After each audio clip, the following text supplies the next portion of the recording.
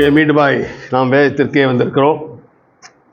இது ஒரு சிறிய பகுதி, ஆனால் மிகப்பெரிய காரியங்களை நமக்கு விளக்குகின்ற ஒரு பகுதியாக இருக்கின்றது.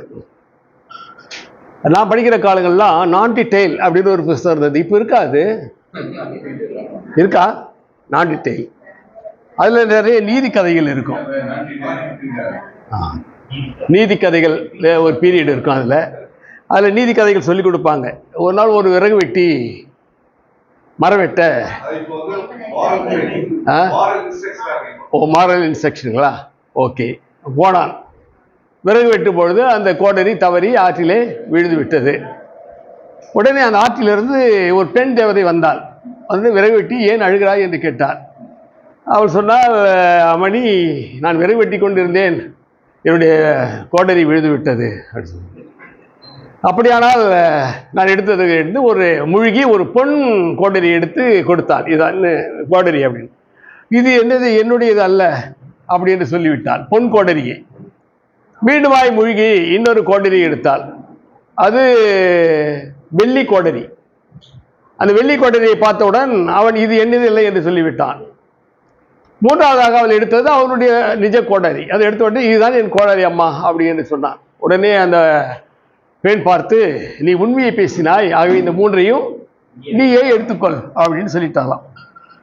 நான் கோடரி அப்படின்னு சொல்றேன், கலைக்கையில் அதை நம்ம கோடாலின்னு சொல்லுவோம், தெரியுங்களா? கோடாலி. கோடாலியில் 2 வகை உண்டு, பார்த்துருக்கீங்களா? யாருக்காவது தெரியுமா? எழுது எப்படி? ஒன்று பட்டையா இருக்கும், ஒன்று ஷார்ப்பா இருக்கும். பட்டையா இருக்கிறது வந்து சவுக்கு மரங்களை வெட்டுதல், மரங்களின் வேர்களை வெட்டுதல், அது பட்டையா இருக்கும். அது மேல மண்டை பெருசாகவும் கூர்மையாக இருக்கிறது வந்து மரங்களை பிளக்கிறது, விறகு பிறகு 2 அப்படி தட்டான 2 பிளந்துடும்.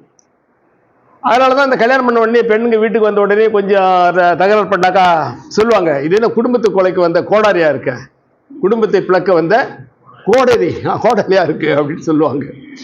அப்ப இந்த 2 கோடாலிகளுக்கும் இருக்கு. இப்ப நாம எந்த கோடாலியை பார்க்கலாம்? 2 ராஜாக்கள் 6வது அதிகாரம் 1வது வசனத்து 7வது வசனம் வரைக்கும். தீர்க்கதரிசிகளின் புத்திரர் ஏசாவை நோக்கி, இதோ நாங்கள் உடன் குடியிருக்கிற இந்த இடம் எங்களுக்கு நெருக்கமாய் இருக்கிறது. நாங்கள் யோர்தான் மட்டும் போய் அவ்விடத்தில் ஒவ்வொருவர் ஒவ்வொரு உக்கிரத்தை வெட்டி குடியிருக்க அங்கே எங்களுக்கு ஒரு இடத்தை உண்டாக்குவோம் என்றார்கள். அதற்கு அவன், போங்கள் என்றான். அவர்களில் ஒருவன், நீ தயவு செய்து உமது அடியாரோட கூட வர வேண்டும் என்றான். அதற்கு அவன், நான் வருகிறேன் என்று சொல்லி அவர்களோட கூட போனான். அவர்கள் யோர்தான் நதி அருகே வந்தபோது மரங்களை வெட்டினார்கள். ஒருவன் ஒரு உக்கிரத்தை வெட்டி விழுத்துகையில் கோடாரி தண்ணீரில் விழுந்தது. அவன், ஐயோ என் ஆண்டவனே, அது இரவலாக வாங்கப்பட்டதே என்று கூவினான். தேவனுடைய மனுஷன் அது எங்கே விழுந்தது கேட்டார். அவன் அந்த இடத்தை காண்பித்த போது ஒரு கொம்பை வெட்டி அதை அங்கே எரித்து அந்த இரும்பை நிரப்ப பண்ணி அதை எடுத்துக்கொள் என்றார். அப்படியே அவன் தன் கையை நீக்கி அதை எடுத்துக்கொண்டார். இது ஒரு சின்ன போர்ஷன். அதுக்கு பிறகு அப்படியே சப்ஜெக்ட் மாறிடுது. ஒரே அதிகாரத்தில் இந்த வார்த்தைக்கு பிறகு வேற ஒரு சப்ஜெக்டுக்கு போயிடுது. ஒரு 7 வசனத்துல ஒரு காரியத்தை சொல்றாரு. நடந்த நிகழ்ச்சி இது, கதை இல்லை, ஓமை இல்லை, ஓமைன்னு எடுத்துக்காதீங்க. நடந்த நிகழ்ச்சியை நாம பார்க்கிறோம். அது எலிசாவினுடைய காலங்களில் பார்க்கிறோம். எலிசா மிக சிறந்த ஒரு தீர்க்கதரிசி. எலியாவினிடம் இருந்தவன். எலியா 7 அதிசயங்களை செய்தான், இவன் 14 அதிசயங்களை செய்தவன். எலியாவிடம் என்ன கேட்டால், நான் வந்து இரட்டிப்பான காரியங்களை உன்னிடத்தில் நான் பெற்றுக்கொள்ள வேண்டும் என்று சொன்னான். ஆகவே அவனுக்கு இரட்டிப்பான காரியங்கள் கொடுக்கப்பட்டது. எலியாவும் எலிசாவும் மிக சிறந்த தீர்க்கதரிசிகள். ஆனால் தனக்கென்று புத்தகம் எழுதி கொள்ளாத தீர்க்கதரிசிகள். மற்ற தீர்க்கதரிசிகள்லாம் புத்தகம் எழுதியிருக்கிறாங்க. நாம் இங்கே பார்க்கின்ற பொழுது இஸ்ரவேலை ஆண்ட 19 ராஜாக்கள்ல நல்ல ராஜாக்களும் இருந்தார்கள், இல்லைங்களா? ஆகாப் போன்ற கெட்ட ராஜாக்களும் இருந்தார்கள் என்று நாம் பார்க்கிறோம். அப்போ இந்த இயற்கைக்கு மாறான ஒரு சம்பவத்தை நம்ம இங்க பார்க்கிறோம். இந்த 7 வருஷம் படிச்சுட்டு போயிடலாம், கோடையில் விடுறது எடுத்தது கொடுத்தா போயிட்டான் அப்படின்னு போயிட்டே இருக்கலாம், ஒன்றும் நோ ப்ராப்ளம். ஆனா இந்த கோடரின் மூலமாக எதை நமக்கு தேவன் சொல்ல வருகின்றார் அப்படின்னு பார்க்கிறோம். இந்த எலிசாவினுடைய காலம் எந்த ராஜாக்கள் இருந்தார்கள் அப்படின்னு சொன்னால், யோராம் என்ற ஒரு ராஜா இருந்தார். அந்த யோராம் யார் என்று சொன்னால், ஆகாப்புடைய மகளை மணந்தவன் யோராம். இன்னொரு அடுத்த ராஜா யெகூ, அவன் பாகால்களை எல்லாம் நீக்கிறவன். 3வது ராஜா யோவாகாஸ், அவன் பாகாலை கொண்டு வந்தவன். 4வது யோவாஸ், அவன் பாகாலை நீக்கியவன். இந்த 4 ராஜாக்களின் காலத்துல இந்த எலிசா என்ற ஒரு தீர்க்கதரிசி இருந்தான். அந்த தீர்க்கதரிசியுடைய காலத்தில் நடந்த அந்த சம்பவத்தை தான் நாம் இந்த 7 வசனங்களிலே நாம் பார்க்கிறோம். அதுவும் இயற்கைக்கு மாறான ஒரு சம்பவம். ஒரு இரும்பு மிதக்கிறது, ஒரு இரும்பு மிதக்கிறது, தேவனால் எல்லாம் கூடும் என்று நாம் வேதத்திலே வாசிப்பது போல இங்கே இந்த காரியத்தை நாம் பார்க்கிறோம். இங்கே ஒரு கூட்ட ஜனங்களை பார்க்கிறோம். இந்த கூட்ட ஜனங்கள் யார் என்று சொன்னால் தீர்க்கதரிசிகள். இப்போ வேதத்தில் வேற 17 தீர்க்கதரிசிகள் மட்டுமல்ல, இன்னும் தீர்க்கத்தில் நிறைய பேர் இருந்தாங்க. கூட்டமாக இருந்தாங்க தீர்க்கதரிசிகள். இவங்கெல்லாம் சிறிய தீர்க்கதரிசிகள் எடுத்துக்கலாம். இவங்கெல்லாம் எங்கே இருந்தாங்க அப்படின்னாக்கா, இவங்க எல்லாம் இந்த கில்காலிலே இருந்தார்கள். இந்த கில்காலிலே இருக்கிறவங்க இடம் ரொம்ப நெருக்கமாக இருந்தது. தீர்க்கதரிசிகள் பெரும்பாலும் லேவி இனத்தை சேர்ந்தவர்களாக இருந்தார்கள். இவர்களுக்கு இடம் ரொம்ப கொஞ்சமாக இருந்ததுனால அப்போ கேட்டாங்க, எலிசா, நாங்கள் ரொம்ப நெருக்கமான இடத்துல இருக்கிறோம், எங்களுக்கு கொஞ்சம் விசாலமான இடம் வேணும் அப்படின்னு கேட்டாங்க. கோரிக்கை சரியான கோரிக்கை தான், நிறைவேற்றப்பட வேண்டிய கோரிக்கை, நிறைவேற்றி தான் ஆகணும். எலிசாவுக்கு அது சரி என்று பட்டது. அப்போ சொன்னான்.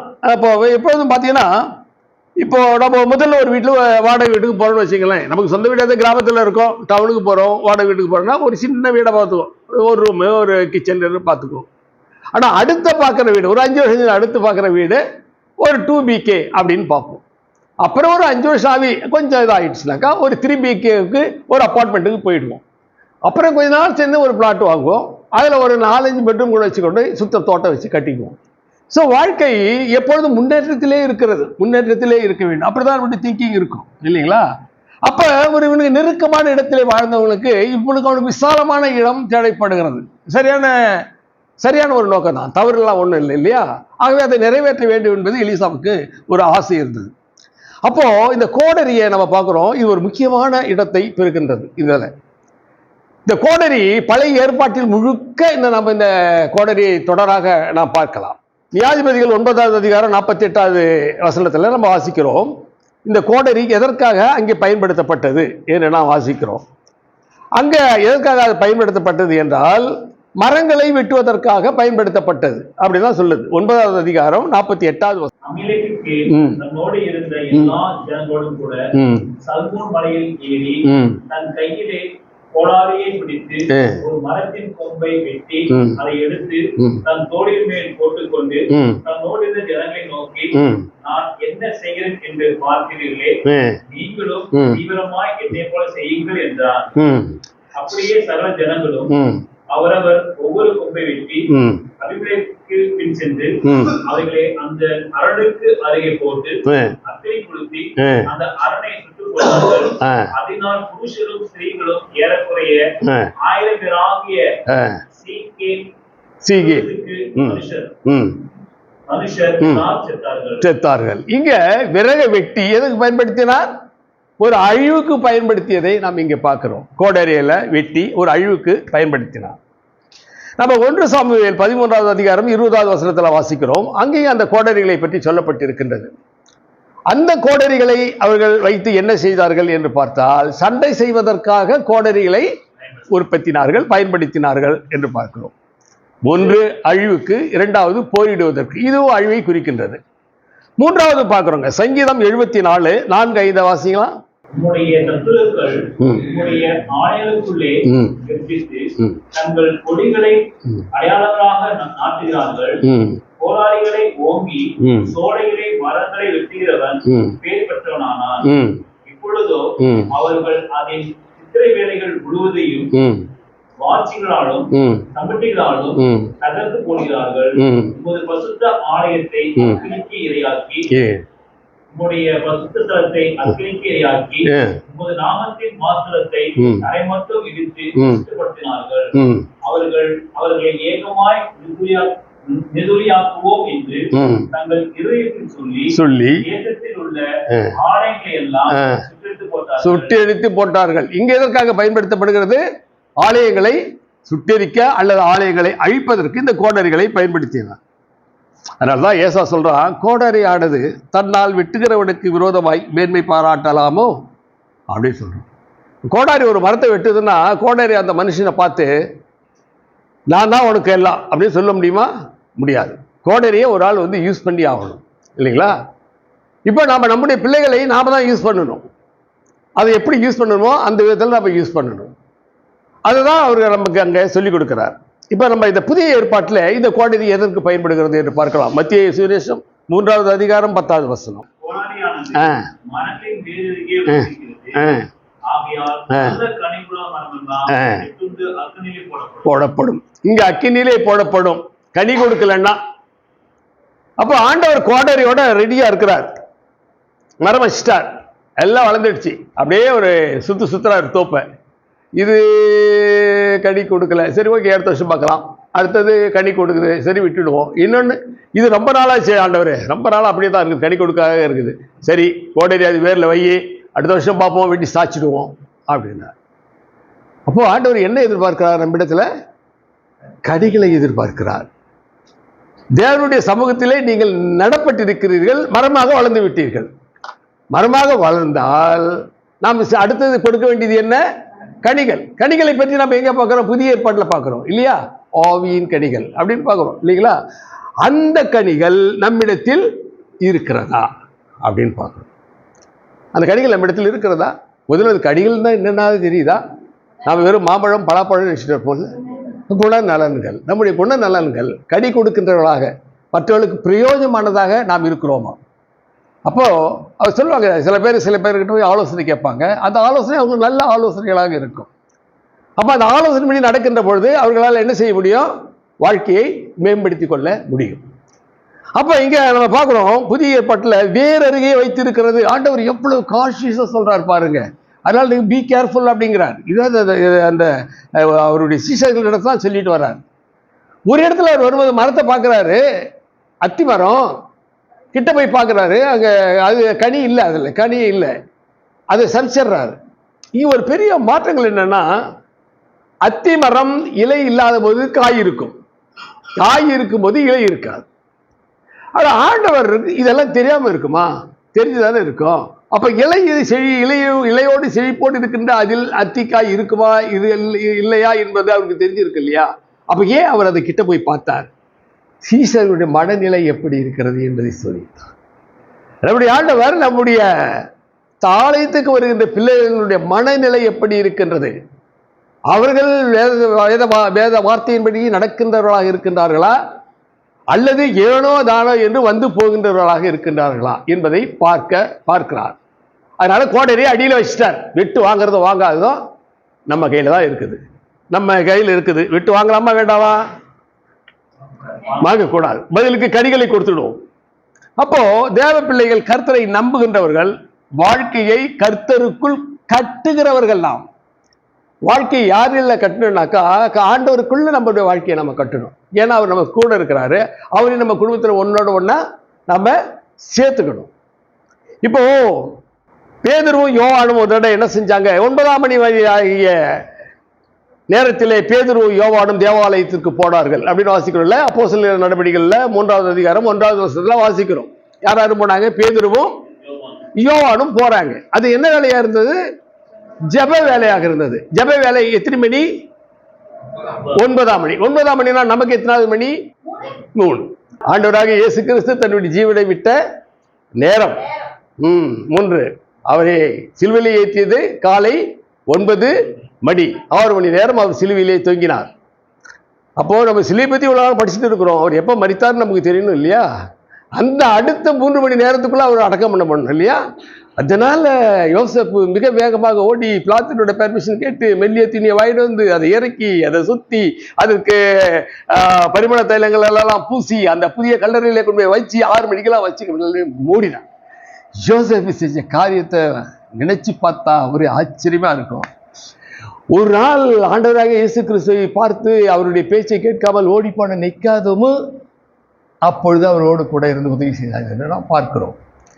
அப்ப உயிர் தேடுவார் என்ற நம்பிக்கை இல்லை என்றாலும் அவர் சொன்ன வார்த்தைகள் உண்மையானது என்பதை நிற்காதவும் அப்பொழுது அறிந்திருந்தான்.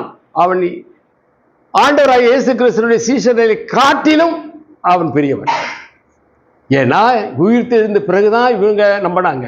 உயிர் தேடுவதற்கு முன்பாகவே அவன் நம்பினான் என்று பார்க்கிறோம். சப்ஜெக்டுக்கு வெளியில போறோம். அப்போ இந்த 3ஆம் வேலையில போறாங்க. எதுக்கு போறாங்க? ஜெபம் பண்றதுக்கு கூட ஒரு வேலை இருக்கு. அப்ப போறாங்க. நம்ம கிட்ட கூட ஜெபம் மீட்டிங்னு இருக்கும். ஆனா யாரும் வரமாட்டாங்க. எங்க சபையில் அப்படிதான் 4 பேர் 5 பேர் வருவோம். கமலி போய் சொல்லிட போறேன், 5 பேர் தான் வருவோம். சில சமயத்தில் நான் ஒண்டியாக இருப்பேன். அப்போ எனக்கு துணை யாருன்னு பார்ப்பேன். இந்த டேபிளை பார்த்துப்பேன். இந்த டேபிள் அங்கே இருக்கார் ஒருத்தர், சரி துணை 2 பேரும் ஜெபம் பண்ணுவோம் அப்படின்னு பண்ணுவோம். அப்போ இவங்க 2 பேரும் போகிறாங்க ஜெப வேலையாக இருக்குன்னு. அப்போ ஒரு சப்பானி ஒருத்தவங்க உட்காந்துட்டு இருந்தான். இந்த சப்பானி என்ன பண்ணுவாங்க அப்படின்னு சொன்னால் 2 பேர் தூக்கி கொண்டாந்து உட்கார வைப்பாங்க. இன்றைக்கி அப்படி தான் நிறைய பிச்சைக்காரில் தூக்கி கொண்டாந்து உட்கார வைப்பாங்க தெரியுமா. அவன் தட்டை வச்சுன்னு ஆட்டின்னு இருப்பான், அதில் காசு விழுந்துட்டே இருக்கும். ஒரு 2 மணி நேரம் ஒரு தடவை எட்டி பார்த்துருப்பான். அதை கொண்டாந்து விட்டுவேன். அந்த தட்டில் கொஞ்சம் சேர்த்து வச்சா தம்மால் வந்து பையில கூட்டிகிட்டு போயிடுவான். பார்த்துக்கிறீங்களா அதெல்லாம்? உண்மையிலேயே பிச்சைக்காரனுக்கு போய் சேராது அது. அதுக்குன்னு ஒரு குரூப் இருக்குது. அவன் பணக்காரனாயின்னு இருப்பான். இந்த மாதிரி இவனை வச்சுக்கிட்டு இந்த தப்பானை கொண்டு வந்து உட்கார வச்சுட்டு போயிட்டாங்க. இப்போ அவன் அப்படி கட்ட உடனே பார்த்தான், கட்டி கேட்டான், ஐயா பிச்சை போடுங்க பிச்சை போடுங்க பிச்சை போடுங்க. பிச்சை கேட்டான், அவனே கேட்டான் பிச்சை போடுங்க அப்படின்னு. அப்படி தானே இருக்கு. 3ஆவது வசனத்தை வாசிங்க.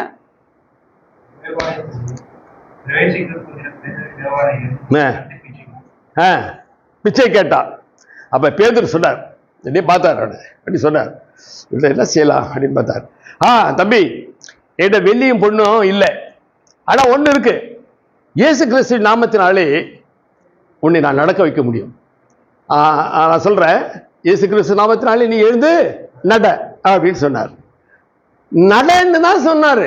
இவன் என்ன செஞ்சான்னு பார்க்குறோம். உதித்தான், எழுந்தான், அவர்களோடு கூட ஜெபாலயத்திற்கு போனார். 2 பேர் ஜெபாலயத்துக்கு போனாங்க. இங்கே 2 பேர் 3 பேர் என்னுடைய இருக்கிறீர்களோ அவருடைய மத்தியிலே நான் இருப்பேன். இவங்க நம்ம நினச்சிட்டு போயிடலாம், நம்ம 2 பேர் தான் போகிறோம் யோவான், வேறு யாரும் வரலையே, ஒரு 3 பேராக போனால் நல்லாயிருக்கு, 4 பேராக போனால் நல்லாயிருக்கு, எங்கே போயிட்டாங்களே தொலைஞ்சாங்களே தெரியல விடுங்க அப்படின்னு நினச்சிட்டு போயிருக்கலாம்.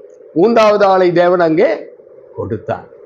அப்போ அந்த ஜெபவாலயத்தில் அவர்கள் 3 பிரவேசித்து தேவனிடத்தில் ஜெபம் செய்தார்கள் அப்படின்னு நம்ம பார்க்குறோம். அப்போ வாழ்க்கையை நம்முடைய ஆண்டவர் கட்டுகிறவராக இருக்கிறார். பாருங்க, நாம் ஜெபம் என்று ஆரம்பித்த உடனேயே அவளுக்கு ஒரு ஆளை கொடுக்கின்ற நம்முடைய ஆண்டவர். இது ஆக்ஸை பற்றி எடுத்துக்கிறோம். ஆக்ஸ்ன்னு இந்த கோடரியை பற்றி எடுத்துக்கிறோம். It is sharp and axe. ஒரு கோடாரி எடுத்துக்கிட்டா சவுக்கு மரம் வெட்டு போகிறான்னு வச்சுக்கோங்களேன். சவுக்கு மரம்னா தெரியுங்களா? சவுக்கு மரம் பார்த்துருக்கீங்களா? அதனுடைய வேரை வெட்டுவாங்க. அதுக்கு 3 பேர் 4 பேர் தான் இருக்கும். அந்த 4 பேரை வெட்டினா மரம் என்ன செய்யும்? டக்குன்னு கீழே விழுந்துடும். ஆகவே அது வெட்டுறதுக்கு முன்னால் பார்க்கறதா என்ன செய்வாங்கன்னீங்கன்னா, அந்த கோடரியை தீட்டுவாங்க. மணல் அள்ளி இப்படி தெள்ளி ஒரு சிமெண்ட் கட்டை மேலே மட்டும் கொட்டி என்ன செய்வாங்க, அதை தீட்டி அதை ஷார்ப்பாக அப்படி கை வச்சு பார்ப்பாங்க, அது ஷார்ப்பாக இருக்கான்னு சொல்லிட்டு பார்ப்பாங்க. அப்போ அப்படி வெட்டாதான் என்ன செய்யும்? மரம் வெட்டும். ஆனால் இவன் வாங்கிரும் போனது இவனுடைய கோடாரியா இன்னொருத்தன் கோடாரியா? இன்னொருத்தன் கோடாரி இரவலாக வாங்கின்னு போனான். அப்போ இவனுக்கு அது ஷார்ப்பாக இருக்கா இல்லது கொஞ்சம் மழுப்பலாக இருக்கா எல்லாம் தெரியல. ஏன்னா வாங்கினது இரவல் இல்லையா, டைம் வேறு இல்லை, எல்லாம் வெட்ட போயிட்டானே. இவன் இரவல் வாங்கிட்டு அவங்க பின்னால் ஓடுறான். ஓடி மரத்தை தன்னுடைய முழு பலத்தையும் பிரயோகித்து வெட்டலாம். அது ஒரே வெட்டில் விழுந்து கோடாரியோடு விழுந்து போச்சு. இவருடைய கோடாரியாக இருந்தால் இந்த கோடரிக்கு எவ்வளவு பலத்தை நாம் பிரயோகப்படுத்தலாம், எவ்வளோ பலத்தை பிரயோகப்படுத்தலாம், இந்த மரத்தை வெட்டலாம்னு தெரிஞ்சிருக்கும். ஆனால் இது இவருடையது அல்ல. நாம பார்க்குறோம் பாருங்க, பிரசங்கியில 10வது அதிகாரம் 10வது வசனத்தில் வாசிக்கும். இரும்பு ஆயுதம் அழகாய் இருக்க அதை ஒருவன் தீட்டாமல் போனால் அதிக பலத்தை பிரயோகம் பண்ண வேண்டியதாகும். ஆகையால் ஒரு காரியத்தை செவ்வையாய் செய்வதற்கு ஞானமே பிரதானம் அப்படிங்கிறார். Wisdom lead powerful life. ஞானம் வேண்டும் என்ற ஞானம் கூப்பிடுகிறது இல்லையோ ஆண்டவர் சொல்றாரு இல்லையா?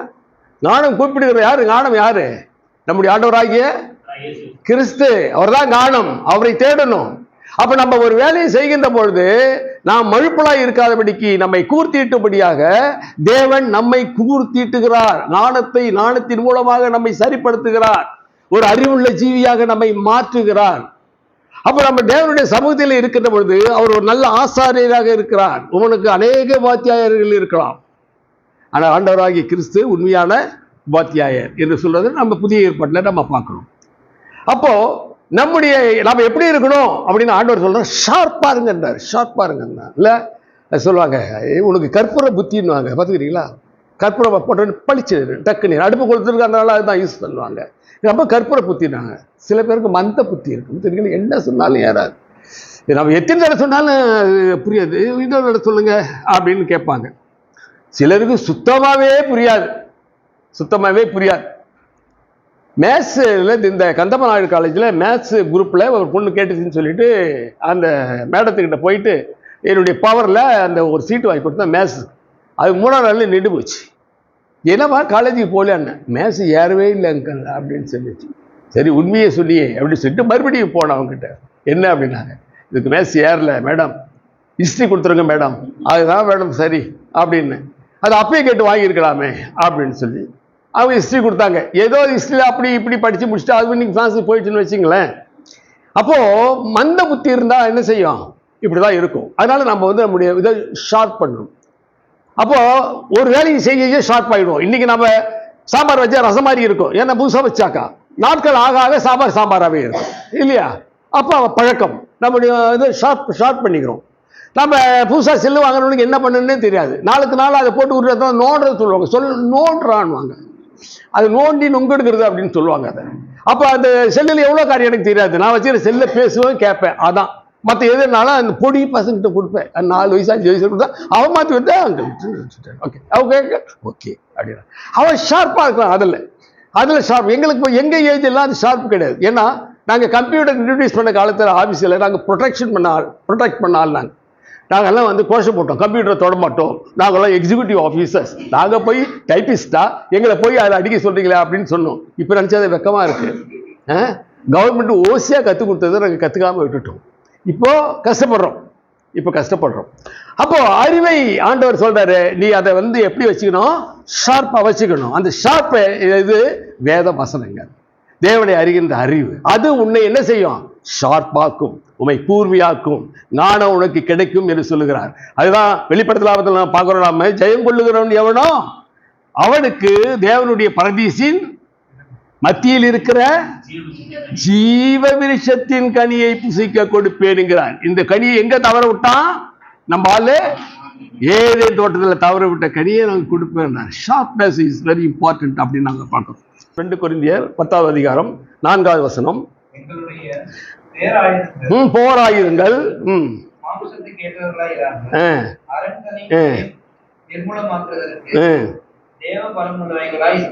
இருக்கிறது. நம்ம பசங்க இங்கிலீஷ்னாக்கா சூப்பராக படிப்பாங்க, நல்லா இருக்கும். தமிழ் படிக்கும் போது அப்பப்போ தடங்கள் வரும்.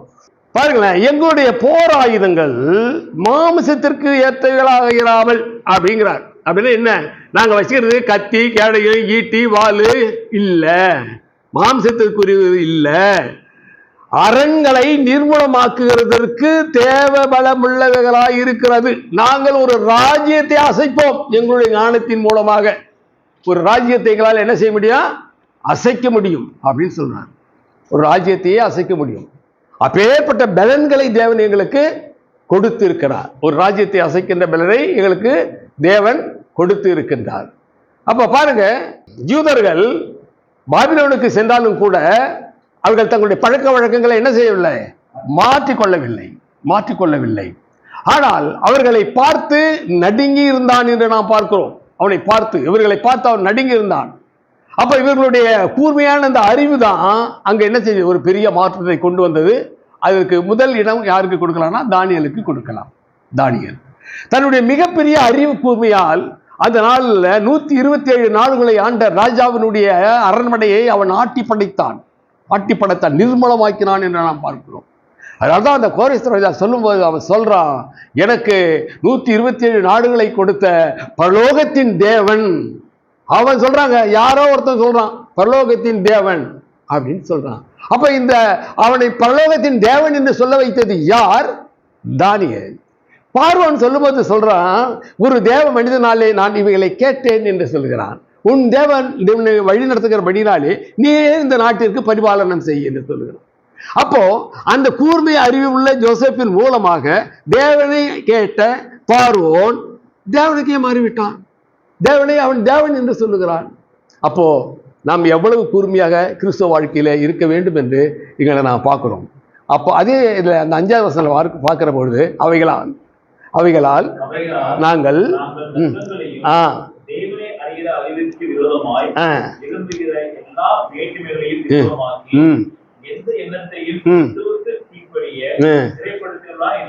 என்ன பவர் பாருங்களேன், என்ன பவர் பார்த்தீங்களா?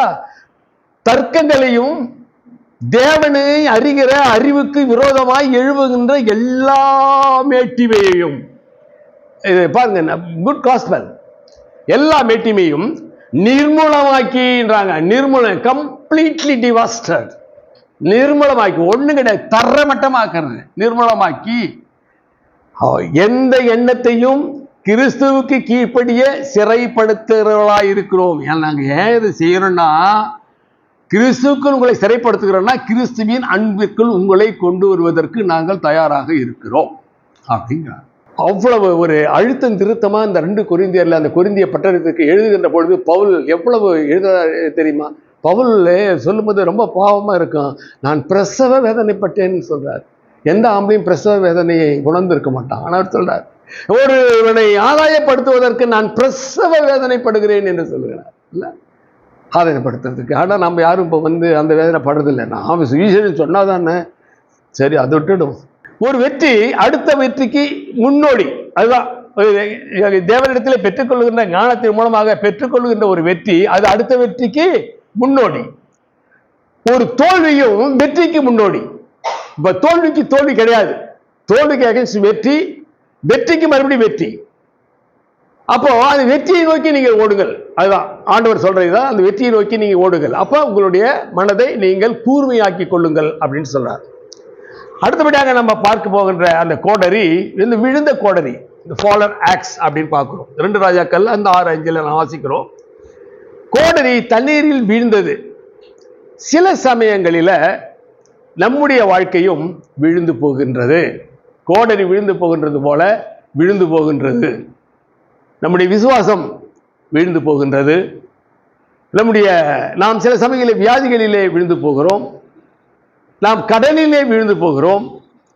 சிலர் நம்பிக்கையில்லாமல் விழுந்து போகிறோம். இப்படி நம்முடைய வாழ்க்கையில வீழ்ச்சிகள் இருக்கின்றது. ஆனால் இந்த வீழ்ச்சிகளுக்கு காரணம் கர்த்தர் அல்ல, நாம், நம்முடைய சிந்தனைகள். இப்ப பாருங்களேன், பேங்க்ல லோன் இல்லாதவங்க எத்தனை பேர் இருப்பீங்க? ரொம்ப கஷ்டம். எதுக்கு எடுத்தாலும் பேங்க். நாம சும்மா இருந்தாலும் அவன் விட மாட்டாங்கிறான். போன் எடுத்துறான். இல்லை போன் லோன் ஒன்று ரெடியாக இருக்கு, உங்களுக்கு யாருன்னே தெரியாது, உங்களுக்கு ஃபோன் ரெடியாக இருக்கு, வந்து வாங்கிக்கிறீங்களா அப்படின்பான். நான் சொல்லுவேன் வாங்கிக்கிறேன், எவ்வளோ வேணும் அப்படின்னு கேட்பான். நான் சொல்கிறேன் எனக்கு ஒரு 10 lakhs இம்மிடியேட்டாக வேணும் அப்படின்னு சொல்லுவேன். சொல்லிவிட்டு சரி வாங்க ஆதார் கார்டு எடுத்துகிட்டு வாங்க அப்படின்னு சொல்லுவான். நான் சொல்லுவேன் எனக்கு வயசு ஒரு 70 பரவாயில்லையா அப்படின்னா பொட்டுன்னு வச்சுருவான் ஃபோனை. அவ்வளோதான், சரி இந்த கேஸுக்கிட்ட சரிப்பட்டு வராது அப்படின்னு சொல்லிடுவோம். அப்போது இதுவே வாலிமானவர்களாக இருந்தால் ஏமாந்து போயிடுவாங்க. ஏமாந்து போய் கையெழுத்து போட்டுட்டு வருஷம் பூரா கட்டிட்டு இருப்பான். அவன் அதுக்கு ஒரு கணக்கு ஒன்று சொல்லிக்கிட்டே இருப்பான். நீ இந்த மாதம் கட்டல, அந்த மாதம் கட்டல, அது இதுக்கு ஃபைது, அது இதுக்கு ஃபைது, இது இதுக்கு ஃபைது சொல்லிக்கிட்டே இருப்பான். அது ரொம்ப ஜாக்கிரதையாக இருக்கணும். கடன் வாங்குற விஷயங்கள்லாம் ரொம்ப ஜாக்கிரதையாக இருக்கணும். நம்பிக்கையில் நமக்கு வீழ்ச்சி இருக்கக்கூடாது. ஆண்டவரை நம்பணும், கடைசி வரைக்கும் நம்பணும். ஒருத்தவரை கடைசி வரைக்கும் நம்பணும். பொண்ணுடுவான்னு சொன்னால் கூட பரவாயில்ல, நான் உன்னை நம்புகிறேன் அப்படின்னு நம்பணும். அந்த நம்பிக்கை தான் தேவன் அதான் சொல்கிறார், நம்பிக்கையில் நீங்கள் ஜாக்கிரதையாக இருங்கள் அப்படின்னு சொல்கிறார். அப்போ விழுந்து போகாதீர்கள், விழுந்து போன கோடாரியை போல நீங்கள் விழுந்து போகாதீர்கள் உங்களுடைய வாழ்க்கையில் என்று நாம் பார்க்கிறோம். அடுத்தது அதே தான் நீதிமொழிகளில் சொல்லுது பாருங்க. நீதிமொழிகள் 11:16 வாசிங்க. ஒரு அருமையான கவுன்சில், அது சூப்பர் கவுன்சில், அது வாலிபர்களுக்கு. ஆலோசனை இல்லாத இடத்தில் ஜனங்கள் விழுந்து போவார்கள். ஆமா, ஆலோசனை இல்லாத இடத்தில் ஜனங்கள் விழுந்து போவார்கள். அநேக சுகம் உண்டாகும். ஏன்னா அழகான வார்த்தைங்க. அவர் சபைக்கு தாங்க சொல்றாரு. சபையில அநேக ஆலோசனைக்காரர்கள் இருந்தால் ரொம்ப நல்லது. ஏன்னா ஒவ்வொருத்தரோட சந்திச்சு அவங்களுக்கு ஆலோசனைகளை சொல்லலாம். சில பேர் ஆலோசனை இல்லாதான் கெட்டு போறாங்க. சரியான ஆலோசனை. இப்போ ஒரு பொண்ணு 10th படிச்சிச்சு, ஃபர்தரா என்ன படிக்கணும் அதுக்கு ஒண்ணுமே தெரியாது. என்ன படிக்க போற, என்னமா இப்படிதான். மேத்ஸ் எடுத்துக்கிறியா, அதுக்கும் தலையாட்டும். கம்ப்யூட்டர் சயின்ஸ் அதுக்கும் தலையாட்டும். ஒரு எக்கனாமிக்ஸ் அதுக்கும் தலையாட்டும். அதுக்கு ஒன்றும் தெரியாது. ஸோ அது ஆலோசனை கேட்கணும். +2 முடிச்சுட்டா என்ன படிக்கலாம் அங்கிள் அப்படின்னு கேட்கலாம். +2 முடிச்சுட்டு என்ன டிகிரி எடுக்கலாம், இந்த டிகிரியில் எந்த டிகிரி இல்லாமல் எதில் இது ஃபியூச்சர் இருக்குது அப்படின்லாம் கேட்கலாம். அப்போ இந்த ஆலோசனை இல்லாமல் படிக்கிற படிப்பு நிலை பெறாது. அப்போ எதை நம்ம விரும்புகிறோமோ அதை நோக்கி தான் நம்ம என்ன செய்யணும், பயணம் செய்ய வேண்டும். ஊழியத்துக்கு போனாக்கா ஊழியத்திலே தான் இருக்கணும் இல்லையா? கலப்பின் மேல் கை வைத்த எவனும் பின்னிட்டு பார்ப்பதில்லை. அப்போ அதே போல சிலருக்கு ட்ராக் கொடுக்குற ஊழியம் இருக்கும், அதை தொடர்ந்து செய்யணும். சிலருக்கு வீடு வீடாக போய் சூசைட் எடுத்துடுவாங்க. அதெல்லாம் போயிட்டு தண்ணி கேட்பாங்க, குடிப்பாங்க, எப்படி இருக்கிறீங்க, எதா இருக்கீங்க, எங்கே இருக்கிறீங்க, போகிறீங்க, அப்படியே ஃப்ரெண்ட்ஷிப் பண்ணி அப்படியே சொல்லுவாங்க. அப்போ எல்லாருக்கும் ஒரு டேலண்ட் இருக்குது. ஆனால் அந்த டேலண்ட் என்ன செய்யணும், நம்ம யூஸ் பண்ணிக்கணும் அப்படின்னு வேதம் நமக்கு சொல்லிக் கொடுக்கின்றது.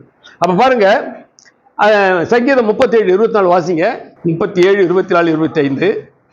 அவன் விழுந்தாலும் தள்ளுண்டு போவதில்லை. யாரு விழுந்தாலும், ஆலோசனையை கேட்டவன் விழுந்தாலும் தள்ளுண்டு போவதில்லை. கர்த்தர் அவர் நம்முடைய கைகளினால் தாங்குறாராம். பாருங்க, அவர் ரெடியா இருக்கிறார். தன்னுடைய பிள்ளைகள் கீழே விழுந்து விட்டால் அவர்களை தாங்கி தூக்கி பிடிக்க கர்த்தர் தாங்குகின்றவராக இருக்கின்றார். தொடர்ந்து அவர் ரொம்ப முக்கியமானது, நான் இளைஞனாய் இருந்தேன், ஒரு 6 years old, முதிர் வயதானேன், ஒரு 17 years old. என்ன நடக்குது இடையில? ஆனாலும் நீதிமான் கைவிடப்பட்டதையும் அவன் சந்ததி அப்பத்துக்கு இறந்து திரிகிறதையும் நான் காணவில்லை அப்படின்னு எவ்வளவு பெரிய வார்த்தை சொல்றாரு பாருங்க.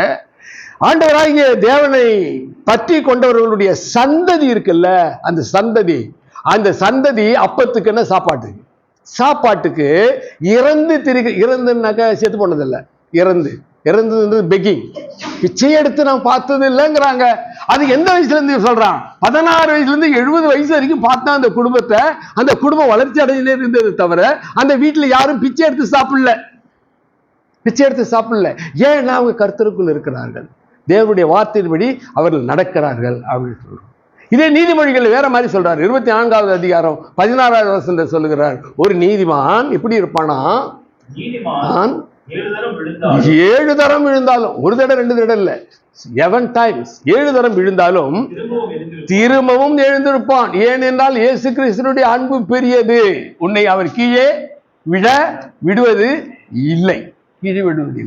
எலிசா பத்தி நீங்க என்ன நினைக்கிறீங்க? சாதாரண ஆள் கிடையாதுங்க. எலிசா மிகப்பெரிய பணக்காரன். 12 ஏர் ஓடுது, இவனுடைய ஏறு கடைசி ஏர் மாடுலாம் பார்த்துருக்கீங்களா? ஏர் ஓட்டுறதெல்லாம் பார்த்துருக்கீங்களா? நீங்க கார் ஓட்டுறது தான் பார்த்துருக்கீங்க, ஏர் ஓட்டுறது பார்த்துருக்கீங்களா? ஆமா. அப்போ கடைசி ஏரை யார் ஓட்டுவான் தெரியுமா? ஓனர் தான் ஓட்டுவான். ஓனர் அந்த லேண்டு தான் கடைசி ஏரை ஓட்டிட்டு போவான். ஏன்னா முன்னால போற ஏறு சரியா ஓட்டிட்டு போறானா, இந்த லைன் நெக்ஸ்ட் லைன் சில பேர் ஓட்டல இது மேல நைஸா ஓட்டிட்டு போயிடுவோம். அதை கவனிக்கிறதுக்காக அந்த ஓனர் கடைசி ஏற ஓட்டுவான். அந்த கடைசி ஏற ஓட்டினவன் தான் இவன். அப்படிதான் வேதத்தில் போட்டு இருக்குது, கடைசியாக ஏர் ஓட்டினான். இவனை போய் தான் எலிசா கூப்பிட்டான். அவன் உடனே சொன்னான், நான் இப்படியே வந்துட முடியாது, ஏகப்பட்ட சொத்து பத்தெல்லாம் கிடக்குது, நான் வீட்டில் போய் ஒரு வாரத்தை என்ன செய்யறேன் சொல்லிட்டு வந்துடுறேன் அப்படின்னா. அவன் பாருங்க, எவ்வளோ பெரிய காரியத்தை விட்டு அவன் எலியாவின் பின்னால் சென்றால் இருந்தான். எலியா எப்படிப்பட்டவனாக இருந்தான் என்பதை அவன் அறிந்திருக்கிறான்.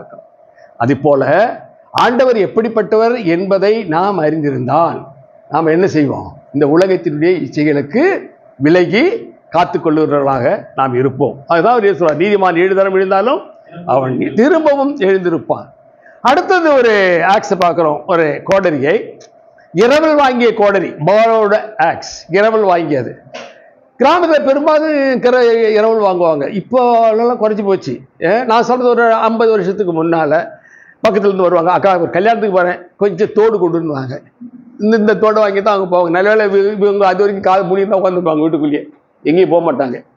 அப்புறம் இந்த செயின் கடன் கேட்பாங்க, அப்புறம் கத்தி கடன் கேட்பாங்க, கோடரி கடன் கேட்பாங்க, அப்புறம் வீட்டுகளில் என்ன கடன் கேட்பாங்க, நிறைய பேர் கடன் கேட்பாங்க. இப்போ கூட பாருங்களேன், அப்பார்ட்மெண்ட்டில் இருக்கிறவங்க, அக்கா ஒரு 2 தக்காளி இருந்தால் கூட வாங்கி கொடுத்துட்றேன் அப்படின்னு சொல்லுவாங்க. இல்லை, இந்த கடன் கேட்கறது. அப்போ அந்த இரவல் வாங்குறதுல நம்ம கொஞ்சம் ஜாக்கிரதையாக இருக்கிறது எப்பொழுதும், இல்லைங்களா? பால் பெரும்பாலும் ஒரு கிளாஸ் பால் கொடுக்க, அதே கிளாஸில் இவங்க திருப்பி கொடுக்கும்போது சின்ன கிளாஸில் ஃபுல்லாக கொடுப்பாங்க. அதுங்களா, அது மாதிரிலாம் இருக்குது. இரவல் வாங்குறதுல ரொம்ப ஜாக்கிரதையாக இருக்கணும். இப்போ அந்த கோடரி அவருடைய இதில் அது இரவலாக வாங்கிட்டான், இவன் திருப்பி கொடுக்கணும். இவங்க எது என்ன ஆகும்? நீ எல்லாம் ஒரு தீர்க்கதரிசியாயா அதானே கேட்பான். ஏன்னா அவன் தீர்க்கதரிசி வட்டத்தை சேர்ந்தவன். நீ எல்லாம் ஒரு தீர்க்கதரிசி, உன்னை நம்பி நான் ஒரு குழந்தை கொடுத்தா வந்து இல்லைன்னு சொல்றேன், உன்னை என்னன்னு சொல்றது அப்படின்னு நான் கேள்வி கேட்பானே. அதான் அலறான், ஐயோ நான் என்ன செய்வேன்? அப்படியே அந்த அலறல் சத்தம் கேட்குது, எப்படி கொடுப்பேன்?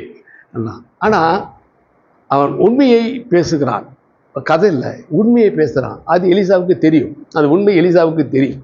அதை வந்து இப்போ தேடணும். இப்போ தேடுற வேலை தேடணும்னா அது எங்கே விழுந்தது அப்படின்னு பார்க்கணும். That is very very important, இல்லையா? எங்கே அங்கே போட்டுட்டு இங்கே வந்து தேடக்கூடாது. நம்ம வீட்டில் ஏதாவது மிஸ் பண்ணிட்டா வீட்டில் கட்டணும், எங்கடா போட்டேன்னா கேட்பாரப்பா, எங்கடா போட்டேன் அப்படின்னு. அங்கே இங்கே எங்கடா போட்டு சொல்லடா அப்படின்வாங்க. நாங்கள் அந்த நாளில் குண்டு விளையாடுவோம். இது இப்படி அடிக்கிற குண்டு பார்த்துருக்கீங்களா? இப்படி அடிக்கிற குண்டு விளையாடுவோம். ஒரு குண்டு தூரமாக போயிடும், காணாமல் போயிடும். அதை எப்படி கண்டுபிடிப்போம்னா மறுபடியும் அதே வச்சு அதே பொசிஷனில் அடிப்போம். அது எங்கே உருண்டு வருதோ அது கூடயே ஓடனா சம்டைம்ஸ் ஐ ஃபவுண்ட் இட். சில சமயத்தில் கிடைச்சிடும் அந்த இது. அதுவும் அந்த டெக்னிக்கு அவங்களுக்கு தான் தெரியும். கேட்குறான் எங்கே விழுந்தது, எந்த இடத்துல போட்ட அப்படின்றான். அவன் அப்படியே பார்க்குறான், அந்த ஆற்றை அப்படியே பார்க்குறான், அப்படியே உத்து பார்க்குறான். அந்த இடத்த அவன் கண்டுபிடிச்சிட்டான். ஏன்னா ஒரு பொருள் எங்கே விழுந்தது என்பது முக்கியம். நாம் எங்கே விழுந்தோம் என்பதை நாம் பார்க்க வேண்டும், ரொம்ப முக்கியம். கிறிஸ்தவ வாழ்க்கையில நாம் எங்கே விழுந்தோம், ஏன் எழுந்திருக்க முடியவில்லை, எந்த காரணத்தினால் விழுந்தோம், எதற்காக விழுந்தோம் அப்படின்னு பார்க்கும்போது பயங்கரமான உண்மைகள் எல்லாம் வெளியே வரும். அதை நாம் கண்டுபிடிப்பது மிக அவசியம் இல்லைங்களா? பளிச்சுன்னு சொல்லணும் அப்படின்னாக்கா, கிறிஸ்தவ வாழ்க்கையில் எதில் விழறோம் அப்படின்னு சொன்னாக்கா, ஆண் பெண்களின் மேலும் பெண் ஆண்களின் மேலும் ஏற்படுகின்ற ஒரு இச்சையினாலே விழுகின்ற காரியங்கள் தான் நிறைய இருக்கும். அந்த இடத்தை கண்டுபிடித்து நாம் அதிலிருந்து எழுந்திருக்க வேண்டும். இதுதான் இருக்கிறதுலே டாப் மோஸ்ட். மற்ற இடங்கள்லாம் சின்ன சின்ன காரியங்கள் இருக்கின்றது, அதில் நம்ம கண்டுபிடித்து நம்ம எழுந்திருக்கலாம். அப்போ அது எங்கே விழுந்தது அப்படின்னு பார்க்க, வேதவசனம் என்ன சொல்லுகிறது? தேவனுடைய மனுஷன் அது எங்கே விழுந்தது என கேட்டான், அவன் அந்த இடத்தை காண்பித்தான். அந்த இடத்தை காண்பிச்சான். மத்திய விசேஷத்தை என்ன வாசிக்கிறோம்? கேளுங்கள் அப்பொழுது உங்களுக்கு கொடுக்கப்படும். அது கேட்டான், எலிசாவை பார்த்து கேட்டான். நாம என்ன செய்யறோம்? ஒரு பொருள் கிடைக்கணும் அப்படின்னா உடனே ஜெபத்தில் வைப்போம். பொருள் தொலைஞ்சிட்டா கூட உடனே ஒரு ஜெபிக்கலாம். ஜெபிச்சுட்டு போய் தேடுவோம், ஜெபிச்சுட்டு போய் தேடுற காரியங்கள் உண்டு. அப்போ அந்த தீர்க்கதரிசி ஜெபித்தாரா என்னெல்லாம் நமக்கு தெரியாது. ஆனால் அவன் என்ன செஞ்சான்?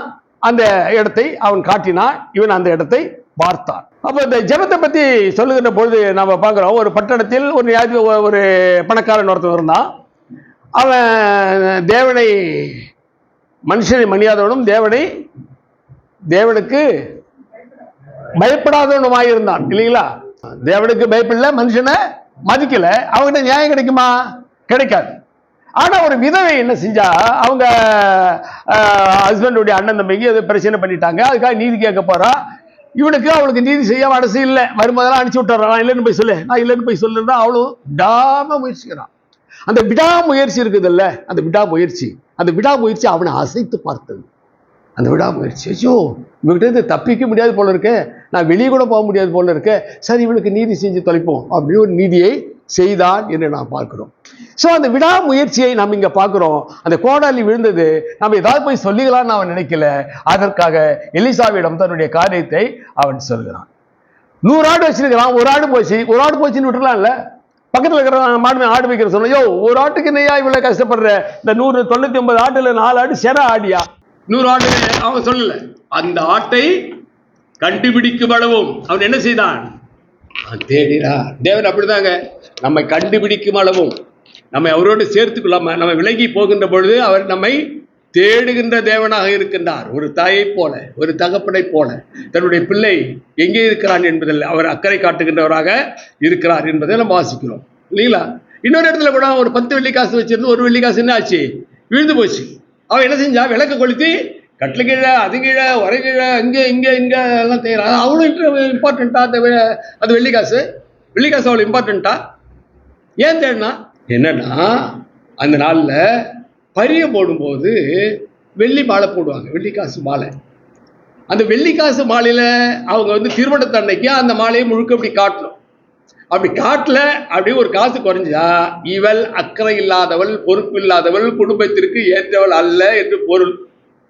இவ திருமணத்துக்கு நிச்சயம் பண்ணிட்டு பிறகு ஒன்று காணான்னா இவளுக்கு தூக்கம் வருமா? பசி எடுக்குமா? அதனால் அது கிடைக்க மட்டும் தேடுவாள் அல்லவா? இல்லையா? நம்முடைய வாழ்க்கையில நாம் எவ்வளவாய் ஜாக்கிரதையாக இருக்க வேண்டும் என்று நான் பார்க்கிறோம். இப்போ அந்த விழுந்த இடத்தை காட்டினான். உடனே எலிசா என்ன செஞ்சான்? ஒரு கொம்பை வெட்டி போட்டான். நம்ம எல்லாம் கம்புன்னோம், இல்லைன்னா கழின்னு சொல்லுவோம்.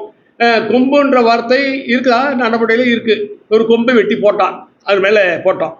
எங்கே விழுந்ததோ அங்கே எரிஞ்சு அங்கே போட்டான். அந்த கொம்பு மிதந்தது, அந்த இடத்துல கொம்பு மிதந்தது. கொஞ்ச நேரத்தில் கோடரி காந்தம் போட்ட மாதிரி அதில் ஒட்டிக்கிச்சு. இதில் இந்த கொம்பில் ஒட்டிக்கிச்சு. இது நடக்கிற காரியமா? சாத்தியமா? ஆனால் தேவனால் எல்லாம் கூடும். தேவனால் எல்லாம் கூடும். ஒரு மரக்கொம்பு ஒரு இரும்பை மிதக்க செய்தது. ஆச்சரியத்தில் ஆச்சரியங்க. இதை படிக்கும் போதெல்லாம் எனக்கு ரொம்ப, ஒரு இரும்பு எப்படி மிதந்தது ஆச்சரியமா இருக்கு. இப்ப அவன் அதை இறங்கி எடுக்கணும். இல்லைங்களா? அவன் அதை இறங்கி எடுக்கணும். ஏன்னா மிதத்தல். இதை ஒரு புக்கில் சொல்கிறான், it is a super natural அப்படிங்கிறான். இன்னொருத்தர் சொல்கிறான், it is a tremendous miracle அப்படின்னு சொல்கிறான். இந்த வார்த்தைகள் தான் இதை பயன்படுத்தி இருக்கிறாங்க. அந்த இங்கிலீஷ் பைபிள் இந்த வார்த்தையை தான் பயன்படுத்தி இருக்கிறாங்க. அப்போது அதை மிதக்குது. இப்போ இவன் ஆற்றுல விழணும். இவன் விழுந்து அதை எடுக்கும்போது இவன் தண்ணியோட கூட போயிடலாம், அந்த இரும்பனுடைய பாரம் தாங்காம. ஆனால் இவன் தண்ணியோடு போகக்கூடாத அளவுக்கு அங்கே என்ன இருக்கின்றது? ஒரு கொம்பு இருக்கிறது. அந்த கொம்பையும் பிடித்துக் கொள்ளலாம், இந்த கோடரையும் எடுத்துக்கொண்டு அவன் என்ன செஞ்சான்? கரையேறினான் என்று நாம் பார்க்கிறோம். கரையேறினான். நாம் வேண்டிக் கொள்ளுகிறதுக்கும் நினைக்கிறதுக்கும் மிகவும் அதிகமாய் நமக்குள்ளே கிரியை செய்கிற வல்லமையின்படியே நமக்கு செய்ய வல்லவராகிய அவருக்கு, நம்மிடையே கிரியை செய்கின்ற வல்லவராகிய அவருக்கு. அதனால கொம்பு மிதந்தது. 2 பர்பஸ் இதில். ஒன்று அது கிடைச்சது, 2வது இவன் கரையேற அந்த கொம்பு உதவியது. ஆகவே தான் நம்முடைய ஆண்டவராகிய கிறிஸ்து கல்வாரி சிலுவை மரத்திலே அவர் நமக்காக மரித்தார். அந்த சிலுவையின் பிடித்தான் நம்ம என்ன செய்கிறோம்? அக்கிரமங்களிலும் பாவங்களிலும் மரித்திருந்து நம்மை அதனாலே நம்மை தூக்கி எடுத்தார். ஆண்டவர் நம்மை தூக்கி எடுத்தார் என்று நாம் ஆசிக்கிறோம். அடுத்தது ஹேண்ட் ஓவர் ஆக்ஸ். இப்போ திருப்பி கொடுக்கணும். கடவான திருப்பி கொடுக்கணும், கொடுக்குறது இல்லையா? சில பேர் கடவான கொடுக்க மாட்டாங்க, தண்ணி காட்டிட்டு வாங்க நம்மளை. அதனால கடன் கொடுக்கறதுக்கு பயமாக இருக்கும். கடன் கொடுக்கறத நம்ம ஜாக்கிரதையாக பார்த்து கொடுக்கணும். இந்த இரவல் வாங்கினதை திருப்பி கொடுக்கணும். கிடைச்சிடுச்சு, ரொம்ப சந்தோஷம். எலிசாட்ட சொல்லியிருப்போம், எலிசா ரொம்ப ரொம்ப சந்தோஷம் கிடைச்சிடுச்சு அப்படி சொல்லிட்டு. இப்போ எல்லாரும் மரத்தை வெட்டிட்டாங்க. விசாலமான இடம், யோர்தானுக்கு அருகில். எங்கே இருந்தவங்க? கிளையாத்தில் இருந்தவங்களே. கிளையாத்து வந்து அங்கேருந்து ஒரு 8 கிலோமீட்டர் தான், பக்கம் தான். பக்கத்தில் வந்தாங்க. இப்போ மரத்தைகள்லாம் வெட்டி உத்தரங்களை வெட்டின்னு இருக்குது. பெரிய பெரிய மரங்களாக இருக்கிறது. ஃபாரின் டைப்பில் வீடு கட்டிக்கிட்டாங்க. மரத்தாலே வீடு கட்டிக்கிறது, மரத்தினாலே நல்லா வீடு கட்டிக்கிறது, நல்ல சந்தோஷமாக வாழ்கின்ற ஒரு இடத்தை அவர்கள் பெற்றுக்கொண்டார்கள் என்று நான் ரொம்ப வாசிக்கிறோம். கோடரி திரும்பவும் கிடைத்தது, ஒரே சந்தோஷம். இரவல் வாங்கியதை திருப்பி கொடுத்து விடலாம். உன் கடமையை செய், தேவன் உன்னை உன் நெருக்கத்தை மாற்றுவார் அப்படின்னு சொல்றார். அவனுடைய நெருக்கத்தை மாற்றியது யார்? தேவன், தேவ மனிதன். அப்படி அவன் திருப்பி கொடுத்து இல்லைனாக்கா அவனுடைய சூழ்நிலை எப்படி இருந்திருக்கும்? அவனுடைய சாட்சி கெட்டு இருக்கும் இல்லையா? இப்போ கிறிஸ்தவ வாழ்க்கையில் எது முக்கியம்? நமக்கு சாட்சி கெட்டுடும். நாம் டைவெர்ட் ஆகிடுச்சு நம்முடைய லைஃபு. நான் என்ன சொல்லுவாங்க கிறிஸ்தவ உலகில்? இவர் அவருடைய சாட்சி சரியில்லை சார், அந்த அவர் பேசுறதுக்கு கூப்பிடலாமா அப்படின்னா, கொஞ்ச நாளாக ஒரு சாட்சி சரியில்லை, அவர் கூப்பிட வேணாம் அப்படின்னு சொல்லுவாங்களா இல்லையா? அப்போ அது சாட்சி என்பது முக்கியம் கிறிஸ்தவ வாழ்க்கையில். ஒரு தடவை ஏறு கலப்பையில் கை வைத்த பிறகு நம்ம என்ன செய்யக்கூடாது? பின்னிட்டு பார்க்கக்கூடாது. நம்ம லோத்தருடைய ஒய்ஃப் இல்லை, திரும்பி பார்க்கக்கூடாது. அப்போது கிறிஸ்தவ வாழ்க்கை ஒரு நேரான வாழ்க்கை, நேர்கொண்ட பார்வை. அதனால தான் பாரதியார் சொன்னார், நிமிர்ந்த நெஞ்சும் நேர்கொண்ட பார்வைன்னு. பாரதி சொன்னதுக்கு ஒரு வேலை அவர் படிச்சிருக்கிறார் பொழுது. பிரதருடைய ஊர் பக்கத்தில் தான் இருக்கிறார், எட்டயபுரத்தில் இருந்தார் அவர். இந்த வார்த்தையை அவர் சொல்கிறார். கிறிஸ்தவ வாழ்க்கையும் அப்படிதான். கிறிஸ்தவ வாழ்க்கை நேர்கொண்ட பார்வை தான். டைல்யூட் ஆகக்கூடாது, அப்படி எப்படிலாம் அசையக்கூடாது, நேராக தான் பார்க்கணும். நாம் ஒரு மனிதனிடம் அல்ல மனுஷியிடம் பார்க்கின்ற பொழுது கண்களை பார்த்து பேச வேண்டும். அவர் தான் உண்மையானவர், அவள் தான் உண்மையானவர். கண்களை பார்த்து பேச வேண்டும். வேறு உடலில் எந்த பாகத்தையும் பார்க்காத கண்களை கொண்டிருக்கின்றவனாக இருக்க வேண்டும். ஏனென்று சொன்னால் சரீரம், அதாவது கைகள் சென்று பாவம் செய்யும், கண்கள் நின்று பாவம் செய்யும். நான் சொல்றது புரியுதா? கண்கள் நின்று பாவம் செய்யும். எவ்வளவு தூரத்தில் இருந்தாலும் இங்கிருந்து பார்க்கும். ஒருத்தருடைய கண்கள் நின்று பாவம் செய்தது. யாருடைய கண் அது? யாருடைய கண்ணு? அப்படிதான் சாலமோன் பிறந்தால். யாருடைய கண் அது? தாவீதினுடைய கண். இங்க நிற்கிறோம், எங்கே குடிக்கிறோம் பார்த்தா கண்கள் சென்று பாவம் செய்தது. நம்முடைய பார்வை எப்படி இருக்கணும்? நேர்கொண்ட பார்வை. எதை பார்க்க வேண்டுமோ அதைத்தான் பார்க்க வேண்டும். எல்லார் கையிலையும் செல் இருக்கு, எதை வேணாலும் பார்க்கலாம்.